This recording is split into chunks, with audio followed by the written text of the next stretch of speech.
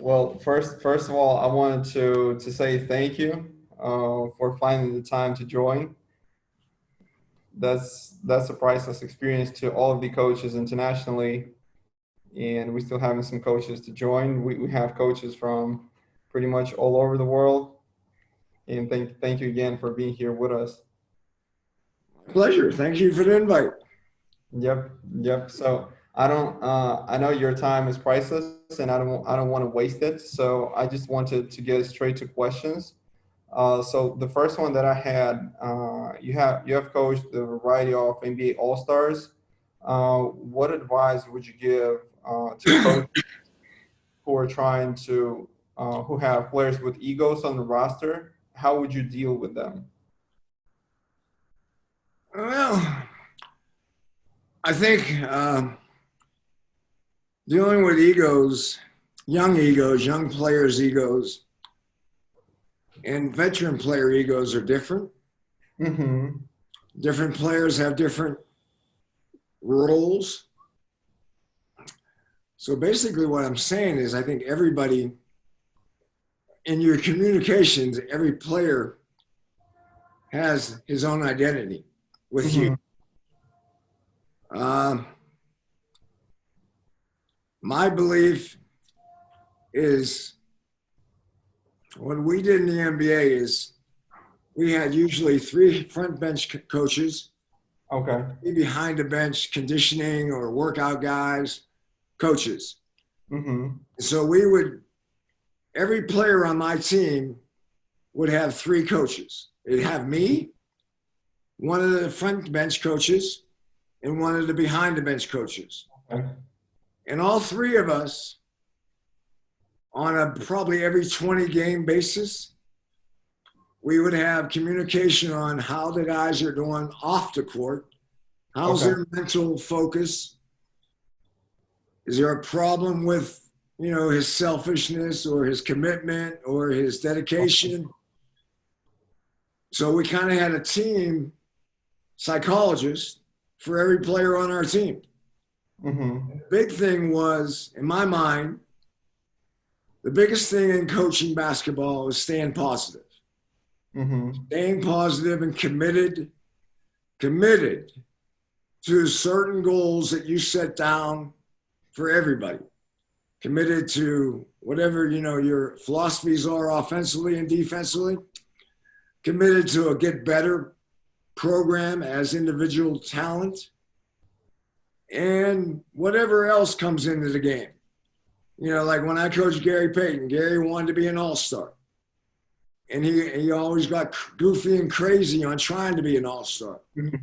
So we tried to mellow him into the more team success, the more you're going to get successful. Sean Kemp was totally different. Sean Kemp was quiet, kind of an introvert. Gary was extroverted. Mm-hmm. But the whole thing comes down to is connection, and then trust, and then belief in each other. Okay. It kind of goes in that way. You got to communicate and connect. Hopefully you build up a trust, and then you can be demanding if you guys have respect for one another in a more powerful way. Mm-hmm. Gary and I probably never yelled at a great player as much as I yelled at Gary. As much as Sean, I put my arm around Sean and had to pick him up a lot because he had more ups and downs. Gary was cocky, confident, and when he failed, he never thought it was his fault. It was someone else's fault. Mm-hmm. So what I'm basically trying to say is, I would say 90% of the time we start our basketball meetings, which we met every day. We would start our basketball meetings off with what we call ego management and attitude adjustment. Because in the NBA, we always had players, even if you're on a 5-game winning streak and you won the last game by 25 points, someone's still unhappy in the NBA. Mm-hmm.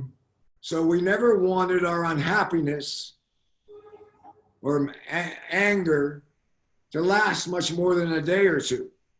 We always confronted it immediately.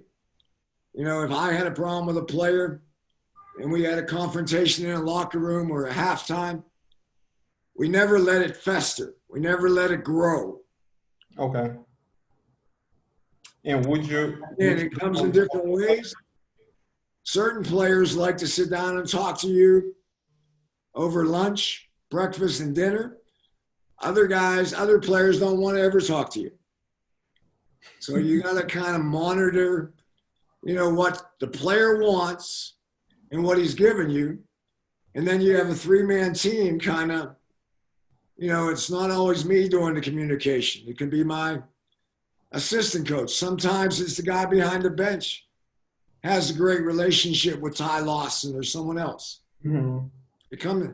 But it's important mentally, because I think as the game progresses, your mind and your heart become as important as your talent. Mm-hmm. And a commitment from the heart and a focused mind makes a talented player a great player. Mm-hmm. And you said that you had three people who always had communication with the player. How would you do that if the whole coaching staff has only five coaches? So if we're talking about Europe, it's usually the head coach, maybe three assistants max, and maybe a strength coach. So that's a list of five coaches. Well, I think you divide your team up into maybe a two-man team. Okay. And then maybe the possibility of, again, managing attitude, positive energy, enthusiasm, intensity are so important to me. I like a team that plays hard, plays aggressive, plays together, and those aren't negotiable. You know, if they don't play hard, we have a problem. If they don't play together, we have a problem. Mm-hmm. So, you know, I think you got to have certain boundaries that aren't negotiable, and then everything else can be negotiable. Okay, got it. And you mentioned also that you may have a conflict with the player during the game or after the game, but you tried not to make it last longer than 1 or 2 days. If you see that the player don't go and talk to you, would you go and talk to him right away? I would say, again, it's a three-man team, and a lot of times as a coach, you know, I think one thing in coaching in the NBA, and I think it holds true in Europe, is you have about 60 minutes of focus every day with your players. Mm-hmm. You might have a 2-hour practice, but they're not going to stay focused for 2 hours. And you might have 15 minutes before practice and 15 minutes after practice. Mm-hmm. So figuring out your priorities every day is important. Not only ego-wise and attitude-wise, but also practice-wise. Mm-hmm. You know, like coaches sometimes want to fix 5 or 6 things in practice. Well, you don't have time to fix 5 or 6 things. It's better to take 1 or 2 things and make them better, really know you're going to make them better, than take 5 or 6 things and make them just a little bit better. Mm-hmm. So I think prioritizing your time is extremely important in coaching. And so I might have, and my belief is the head coach should handle the top 5 or 6 players, and the assistant coaches can handle the rest of the guys. Okay. So my priority was always the guys that are playing the most time. I don't waste my time with a guy that's playing 15 or 20 minutes. Mm-hmm. And, you know, that can be handled by one of my assistants. I apologize. I got some dogs. But my thing about connecting with players and a problem is if it's a big problem, you go to it's got to be one-on-one with you. Mm-hmm. But if it's a minor problem, you can delegate it to one of your other coaches. Mm-hmm. Got it. Makes sense. And when you were the head coach, your first year, I think it was in CBA Montana Golden Nuggets, if I'm not mistaken. What was the biggest challenge that you faced, because that was your first year of the head coaching experience? Well, the first problem was recruiting guys to come to Great Falls, Montana. That was more difficult than you would think it was. The brothers didn't really want to come to Great Falls, Montana. But, we tried to package it as a 100-day commitment. The Mm-hmm. season back then started in November and got over in March. So you kind of, instead of saying come to Great Falls, Montana and live the rest of your life there, you're saying come to Great Falls, Montana, and you got 120 days. We can do this. We can make this work. I think one of the other thing about it, being a young coach at that time, was figuring out how you wanted to play. Okay. I think there's now so many ways that, you have the triangle, you have playing fast, you have running plays, you have secondary break.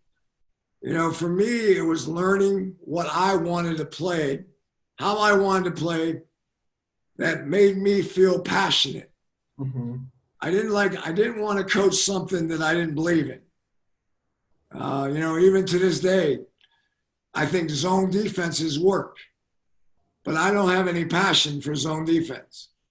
So have I played some zone in my career? Yes. I don't know if I've done it very well. I'm much more of double teaming and rotating out of man-to-man principles. But I think the one thing is I went 3 or 4 years copying Don Nelson, stealing from Larry Brown, having Del Harris's defense. I stole from everybody, but I never felt, it actually happened when I came back from Madrid the first time. When I was at Real Madrid, I came back and coached in Albany and we had a season of 50-6. And we had a great year. We played, we had a great team and a great year. But a lot of it was I decided to go back to playing passing game in North Carolina, playing things that I love to coach. I love playing fast. I love ball movement and good decisions. And I like aggressive defense. And I like conceptually to be really, really good at the end of the game. Mm-hmm. And so instead of trying to coach everything, I kind of magnified my passion into the things that I really liked. And, and then you kind of sometimes got to address your passion for the talent of your team. Mm-hmm. If you have, like when we were in Seattle, we had great defenders. So we were a defensive team. Well, I went to Milwaukee after I was in Seattle. And the same defense wasn't going to work with a bunch of guys that don't want to play defense. I had an offensive team in Milwaukee. I had Ray Allen, Glenn Robinson, Sam Cassell, Tim Thomas. All 4 of those guys could score 40 in an NBA game. Mm-hmm. But none of those guys really wanted to play defense. So we adapted to play more energy, put more energy on coaching offense. And I had to adapt because my love probably for the game at that time was defense. Mm-hmm. So, I had to adapt. I yelled and screamed at my defensive coach and told him he sucked and he stunk, but we had to get better. And I coached the offense up. So in Seattle, we were great defensively, coached the defense up. I'm kind of a believer that you got to have passion for one end of the court and then let the other end of the court happen. Okay. That's definitely in my notes already. And also in the book, you mentioned that you could go to movies instead of practice. And I really love that idea where players are not stressed really during the whole season, but they get that situation where they can relax and at least relax their mind. How did you what signified for you that okay, now today we can skip the practice and just have a day off and do the team building? Well, I think what you're trying to do when you relax practice is relax them. Their stress level, it can come in different packages. You can use one as celebration. You won 4 or 5 games in a row. You're playing well. You might have an injured player, so you can't have a great practice. So you sacrifice practice for fun, for making the game fun, to laugh, to loosen them up. I've taken guys on paintball trips, paintballing. I've climbed Mount Rainier, halfway up Mount Rainier with my team in Seattle. I've played volleyball with them. We played frisbee golf. We do different things just to kind of build the camaraderie, the connection of team. You don't throw that away, but instead of doing it on the court, you're doing it by some other way of fun. And as a player, you always dove for the ball, took charges, and started the fights. Where does your tough mindset come from?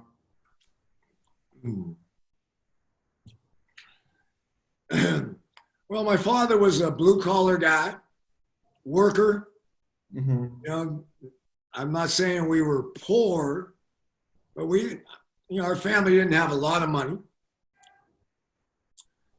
And my dad wanted me to go to work when I turned 16. He wanted me to go to work. And I said, Dad, I want to work on being a basketball player. And he had to think about it for a while.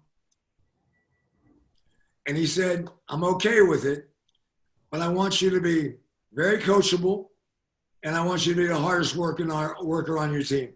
So it probably came from my father and my grandfather. They were tough guys. They were workers. They were, they liked challenges. And I enjoy outworking people. On the basketball court. I had fun. I was fairly athletic and very talented, but I outworked people more often than I outplayed people, as much as I outplayed people. So intimidation through intensity is so much fun to me. And I like my teams to be the same way. I want my team to be the most aggressive, intense team. And if they are the hardest working team on the court, my thought is we should win the game because I should be able to coach the team. I want enthusiasm, intensity, commitment, as much as I wanted focus and playing well. There was a statement in American football and I really think when your team knows this, it helps you. It's not how well you played, it's how you play. And I really kind of believe in that. You're not always going to play well, but how you play, you can control that every day. Yeah. And also in the book, you were talking about that to win in the NBA, you need a minimum of talent, and then it comes a minimum level of talent, and then it comes down to how you respond to getting elbowed in the neck. And so again, talking about the toughness, how would you teach it through the practice?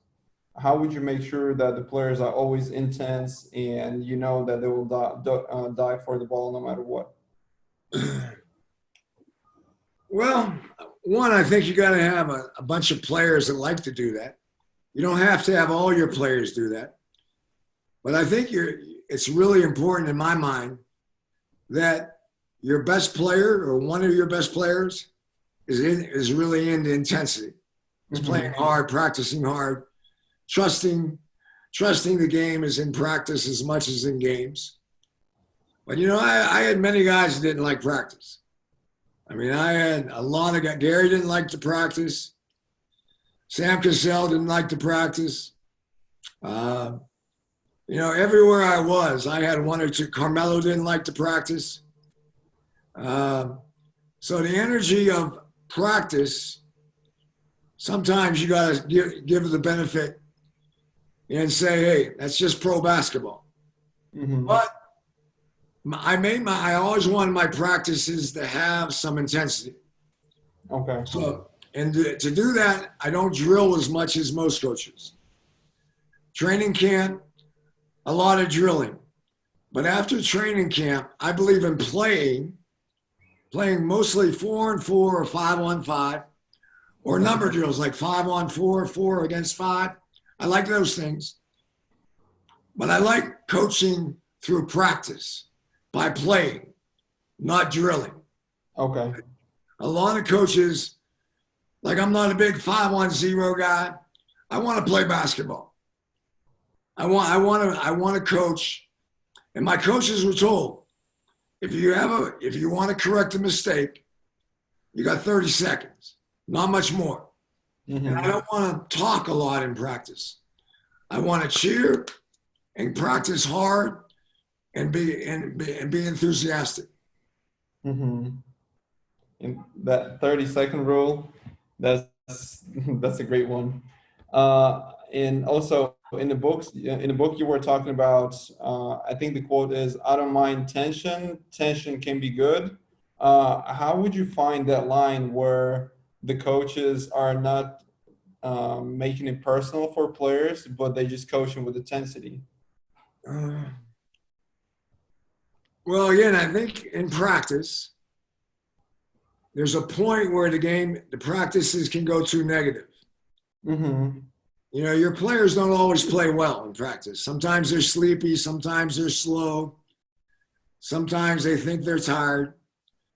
So you got to adjust your energy. But I'm a big believer in hiring positive energy guys. Okay.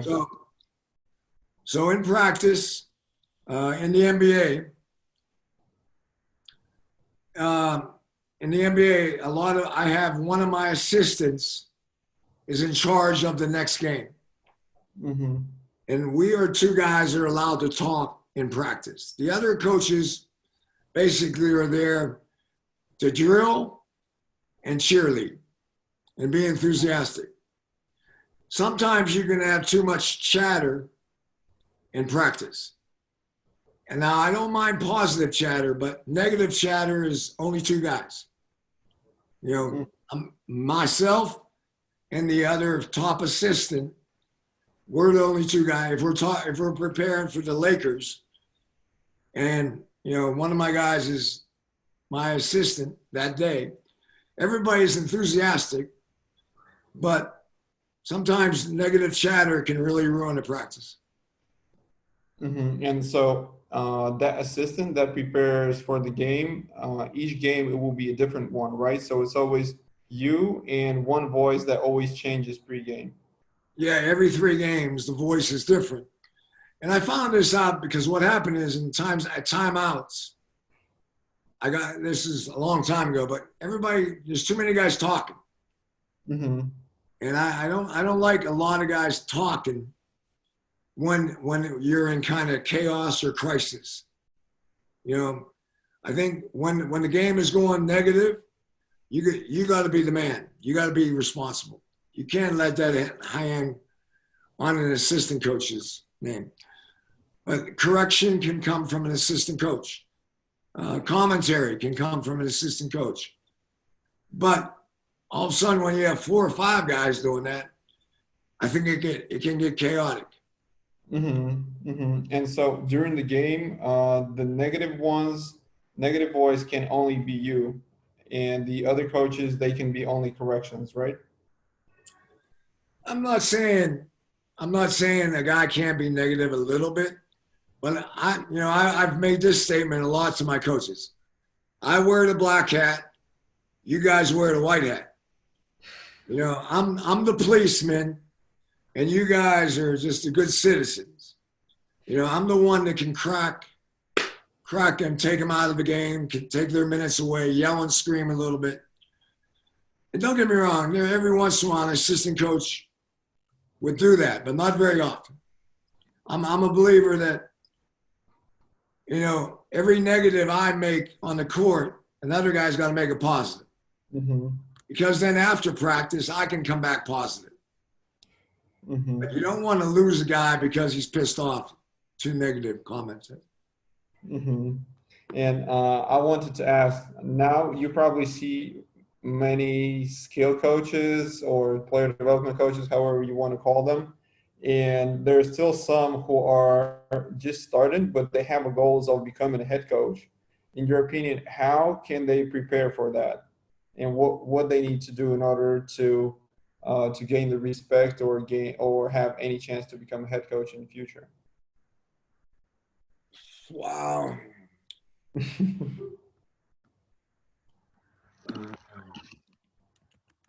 There are a lot of people now in the game of basketball. The staffs are huge in the NBA.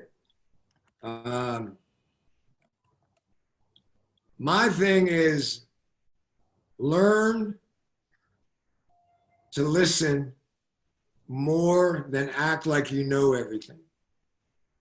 Okay. Be a listener and not a knower. Ask questions, expand your thoughts by asking questions. Again,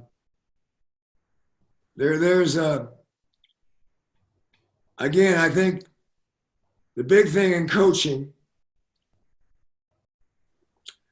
is young guys have an ego that if it gets in my way, I'm not very happy.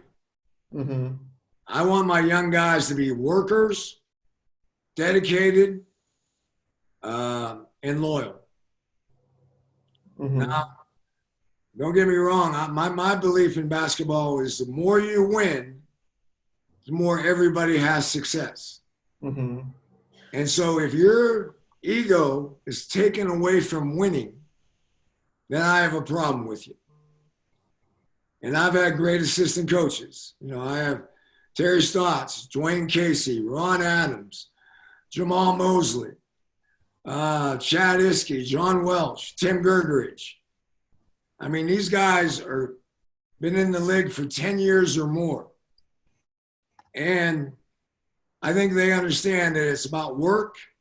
And I really believe that if I'm going to demand my team be hardworking, then my staff is going to be hardworking. You can't have an arrogant staff and demand hardworking. You gotta be. What you preach is you got to show them that you have that attitude in yourself too. And you talked about winning more and everybody's becoming a success. What is success to you? How would you define that? Well, the problem in basketball today is unrealistic expectations. I went to Sacramento, and they had a bad roster. We were I think we won 29 games. And I thought the first thing we had to do was change the roster. And like 2 weeks after the season, the owner comes in and says, I want to win 50 games. And I'm going, you don't have a roster to win 50 games. But, expectation in Europe is probably worse than the NBA. European soccer teams in Europe fire coaches. And when I was in Real Madrid, I think they had 3 coaches in 1 year, and they lost 5 games. I don't know how that works. I think expectation destroys coaching a little bit, and not many organizations believe in continuity. Mm-hmm. And I kind of believe in continuity wins too.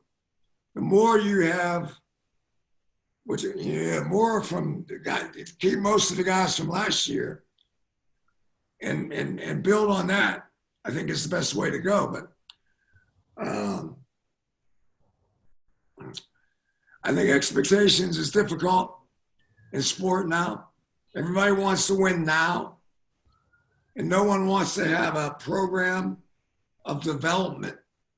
Mm-hmm. So I don't know how to coach that other than staying positive.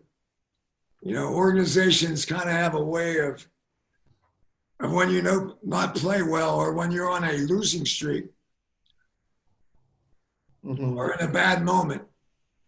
I think the head coach has got to find the good, that there's still a lot of good in this team, rather than going to the negative. Mm-hmm. It's easier to coach. It's easier to coach negative when you're winning than when you're losing. Yep. And you mentioned when you just came to Sacramento, you looked over the roster. Can you please talk a little bit more about what first steps you take when you just become the head coach of the team? How do you evaluate what team you have and what needs to be done? Maybe not necessarily about just the X's and O's, but the personalities of the players and just everything.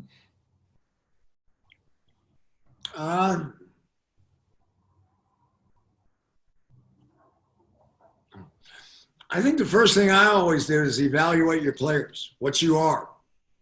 Are you good offensively? Are you bad defensively? Are you a bad rebounding team? Are you bad playmakers? I think the foundation of the game is defense and passing. Mm-hmm. So offensively, I want a team that's going to be unselfish, but I also want a team that has playmakers. I'm a guy that believes that if you can play 3 guys on the court that are playmakers, point guard mentality playmakers, I think you'll be a better basketball team. You'll be a better coach, because the guys that make good decisions and the game is easy for, and the pass is easy, that magnifies your offense. From a defensive standpoint, I like being aggressive, but if you don't have defensive players, you might have to play zone. You might have to play box and ones, diamond and 2, triangle and 2. There are gimmicks that can make you better defensively if you're not talented defensively. But I really believe in today's game, when I'm building a roster today in the NBA, Mm-hmm. I don't think you can have one-dimensional players anymore. You got to have balance. You got to have balance in your game. And I think you look at NBA players today, they play both ends of the court. Mm-hmm. A long time ago, like Carmelo didn't like playing defense. There are a lot of guys like that in the NBA. But now I think the stars in the NBA are pretty much play both ends of the court at a high level. So I think that's important. But when you evaluate your roster, I think you got to evaluate how you want to play, and you got to mold your philosophies around what you got. Mm-hmm. I don't like low post offense, but if you have DeMarcus Cousins, you have to play some offense down there. Mm-hmm. But the game changes, and I think as a coach, you gotta adapt. But I think sometimes you can have a passion. And like when we traded Carmelo, we went to the dribble drive gap offense. Uh, Hold on a second, real quick. Casey, Mhm. Casey, the tow truck is out front. Uh, but you got to adapt to what your team does well. But you can have a passion that might fit. You might be able to make fit your team a little bit. Mhm. Got it. And if we go back to talk about motivation, how should a coach act in order to maintain motivation and positive atmosphere in a team, even if you lose? And would it be different in between professional teams and the youth teams? Maybe someone who's coaching under 15 or under 18 team. Well, I'm not a. What I like is self motivation. Teams Okay. that have a lot of leadership, player leadership that brings energy to the table. What I like is players that have inspirational leadership. Mm-hmm. An example I make is Allen Iverson. When we traded Allen Iverson for Chauncey Billups, Allen Iverson is a hell of a player, star talent, scorer, but he has negative leadership, selfish, bad shots, bad defense, bad transition, but a talent. So when we traded AI for Chauncey, I got a lesser talented player, but an inspirational player and an inspirational leader. And we went from a above average team to a really good team, really quick, because of his head and his leadership more than his talent. So in Mm-hmm. the NBA, there's a level of talent that you got to have.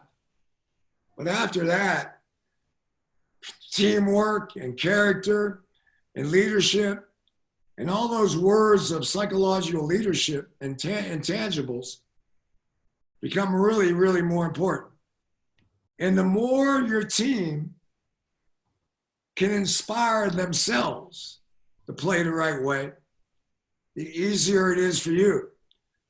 I always tell Greg Popovich all the time, I said, Greg, you haven't coached in the NBA. You haven't had the bad apple. You haven't had the bad attitude. You've had Tim Duncan and David Robinson and Manu Ginobili and Bruce Bowen. These guys play hard. They do it the right way all the time. But in the NBA, you don't always have that luxury. I mean, sometimes you got to motivate, yeah. Sometimes you got to be negative. Sometimes you got to kick them in the butt. I mean, the one year in Milwaukee when we went to the conference finals, I yelled and screamed at Sam, Glenn, and Ray, telling them that we'll never be successful until you make more of a commitment to the team and to defense than you are now. They didn't like it. They didn't like me for about 2 months. But we turned the corner, started putting my arm around them. I would say right now, Sam Cassell is one of my closest players that I'm friends with now. Mm-hmm.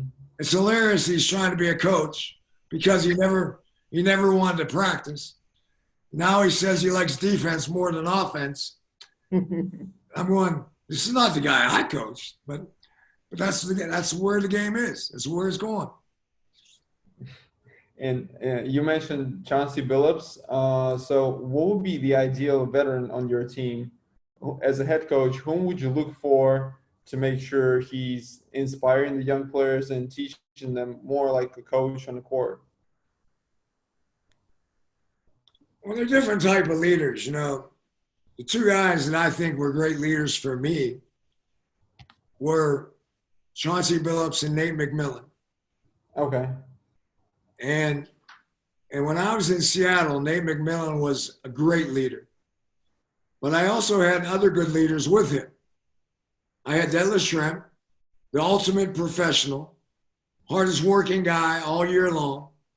And then I had Sam Perkins, quiet, non-assuming, but really a tough SOB. And so you had these three guys around Gary and Sean.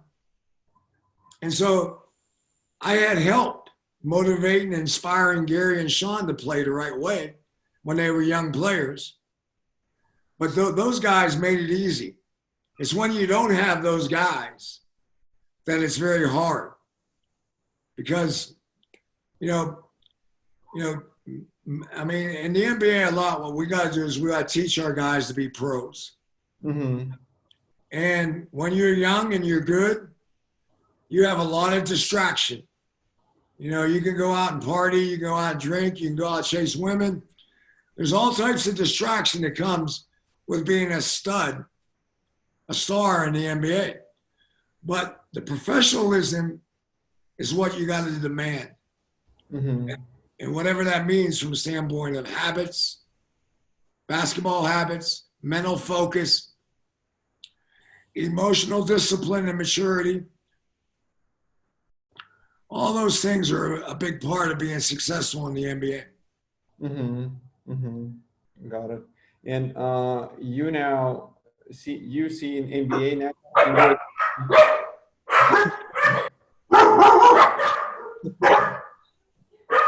Hey, oh, no.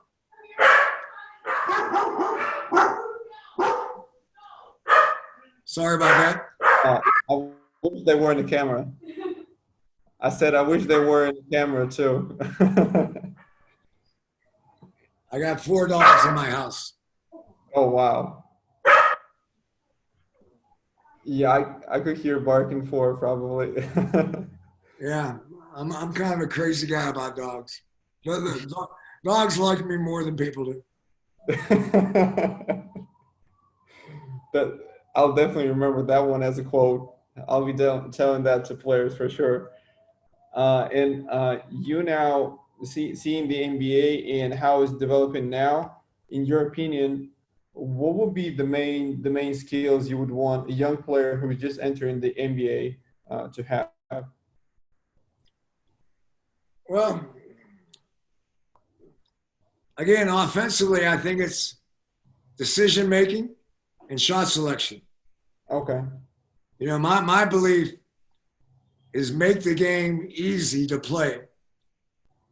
A lot of NBA guys, a lot of college guys come in the pro ball and thinking they're going to score points. Scoring is hard. And if you have to take a lot of shots and make bad decisions, Mm-hmm. it kills offense. And I think you see a lot of this in the NBA today. You see a lot of guys on bad teams. They're given the freedom, to a guard to take bad shots.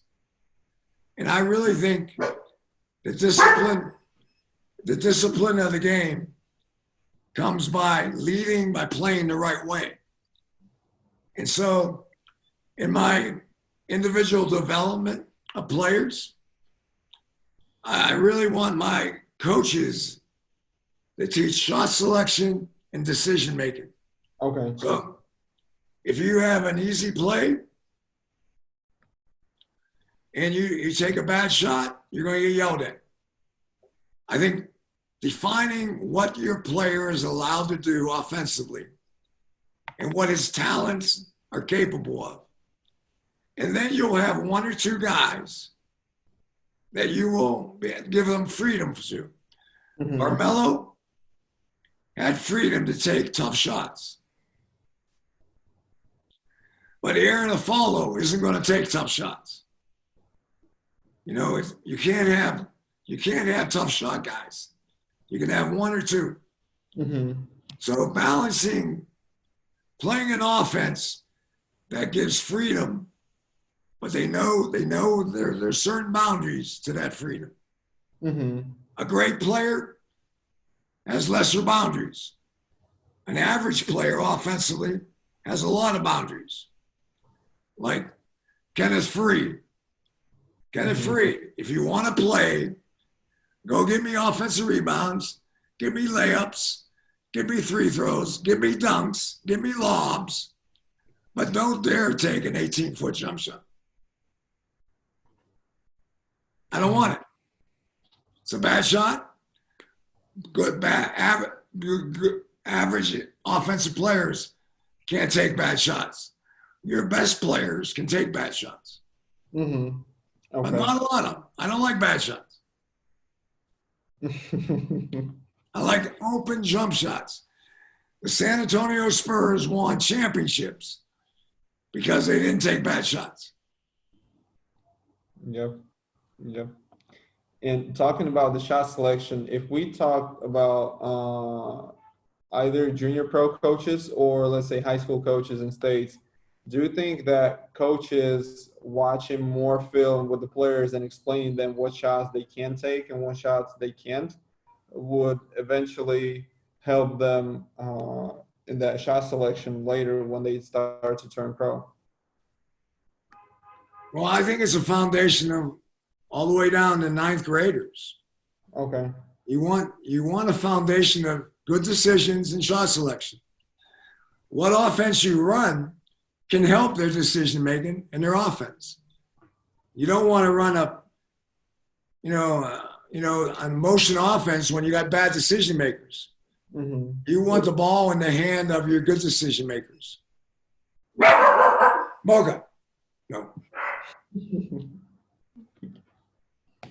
And one also, I have two questions so far. One is, since now all the Last Dance documentaries came out and you faced Michael Jordan numerous times, in your opinion, what made him an exceptional player outside of the basketball skills? Maybe the mindset or how he prepared for the game or something different. I think what you saw on the documentary was what is. Okay. He is an incredibly intense competitor. He was a guy that wanted to kick your ass and then laugh at you. He wanted to make you go home feeling miserable. He was in the winning. I played him in poker. I played him in ping pong. I played him in golf. Same way. He wants to dominate you.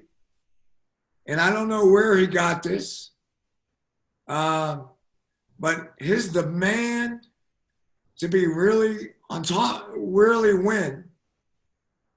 There's never been anyone I've ever been around as intense as Michael Jordan. Mm-hmm. And do you think that desire to win and intensity, do you think it can be taught? I think you can elevate. Okay. But I don't know if you can teach to be Michael Jordan. I think that's genetic. I think that's him. But I was a competitor too, but on a much lesser talent. But as I said at the beginning, I liked outworking guys because I knew I wasn't always going to be the most talented guy in the world. Mm-hmm. But I think the game of basketball allows you to be, if you're fundamental and you work hard and you don't make bad decisions and you have some skill, I think a coach can find a place for you. Mm-hmm. Mm-hmm. And last question that I have, obviously with the experience that you already have now, what advice would you give to younger self when you were just starting to coach? Say that again? With the experience that you already have now, what advice would you give to younger self when you were just starting to coach? Well, my big thing, my son is a young coach. Yeah. And I tell him all the time that go hang out with guys that you respect and you like how they play, and go hang out with winning. Go hang out with winning programs. And then, figure out, who you want to be. Steal. I stole everything. The only thing I'm going to take credit for is hammer. Does everybody know that hammer, the play hammer, where drive baseline, mm-hmm. and screen to help for the three-pointer in the corner? Well, that play was made by Darvin Ham. Mm-hmm. Darvin Ham would give me offensive rebounds and take charges and hit people. And so I wanted to reward him. He couldn't score, but he could make his one-handed pass. And so we put Hammer in. And it's called Hammer because of Darvin Ham. Mm-hmm. I didn't know that. I didn't know the name, where the name came from, but now I do for sure. And so I But really want, yeah. coaches, just go find, the one thing I did a lot, it was in the summertime, we'd have these small group of coaches come together in Atlanta or in Miami or in San Antonio. And it'd be like Rick Majerus and Del Harris and Don Nelson. And then Carolina started doing it. Roy would come back and Larry Brown would come back. Doug Moe would come back. And we would spend a half a day on offense and then go play golf. Mm-hmm. And then the next day, a half a day on defense and go play golf. And then the third day, we would spend a day on special situations. And so we had these mini clinics amongst ourselves that I don't see happening very much now. Most exchange of information is on the computer, on the internet. But there's a camaraderie to go hanging out with a guy, playing golf, and asking questions that you don't get on the computer. And so I got to be best friends with Rick Majerus and Del Harris and Don Nelson because we would spend 3 or 4 days together and all we talked about was basketball. Mm-hmm. And I guess you gave us an idea with for me and Nick that the next one, when the whole pandemic and everything is over and the borders are open, we got to do something like that, because that's definitely better than just an online conversation. This is good, but every year before an NBA season, we do the same thing as our staff. Our staff goes away and does exactly what we did in these meetings. You take your staff to Lake Tahoe or Vegas or the beach, and you get up at 8 o'clock in the morning, you go from 8 to 1, have lunch, go play golf, then go out to dinner, and all you do is talk about what we're going to do next year. Mm-hmm. Okay. And I think opening the window up that everybody has a voice. I'm the head coach, but that my voice, in those meetings, I want everybody to express what they think we should be doing. Mm-hmm. Mm-hmm. And there are 2 more questions in the chat box, if you don't mind. Hello, Coach Karl. What was the catalyst for you to write a book? I didn't hear you, sir. What was the catalyst for you to write the book? A starting point when you decided that you have to write it? My friend wrote the book. He's a friend of mine. He and I have hung out together, and we wanted to write a book about a coach's viewpoint of what happened, and talk to the public like we're in the bar after the game, after you talk the game. Mm-hmm. I didn't want it to be really sophisticated. I didn't want it to be overly, a basketball knowledge. But what I wanted it to be was how I felt. Mm-hmm. And I think that's what I did. When you coach 100 games of NBA basketball a year and 10 or 20 in the playoffs, there's a lot of highs and a lot of lows. And there's a lot of things your mind go through and say, what I did right and what I did wrong. Mm-hmm. Mm-hmm. Okay. And there's one more. You were the head coach of Earl Boykins, and his height is 165 centimeters. Not sure was that in feet, and I think it's 5'5". What allowed him to compete with the other players? What made him stand out? Well, the little guy the little guy he was amazing. I mean, he's in that AI class, and back then Earl played a lot when you still could hand check, but he was so quick you couldn't get your hands on him. Hmm. Earl Boykins is a cocky dude. He thinks he's really good, and he is. But he didn't have any specialty other than he could make shots. He could score points. Uh, but he believed in himself at a high level, and he Hmm. was tough. He was a small guy, but he wasn't afraid. He wasn't afraid of the big boys. Hmm. Got it. Got it. Well, I really wanted to thank you very much for finding the time to do it. That's priceless experience for all the coaches and me as well. And just thank you again. And hopefully when the borders are open, we'll have a chance to meet in person. Basi, good. Thank you. Thank you for having me. Have a good day, gentlemen and ladies. Celebrate the game. It's a great game. Yes, sir. Have a good one. Bye bye.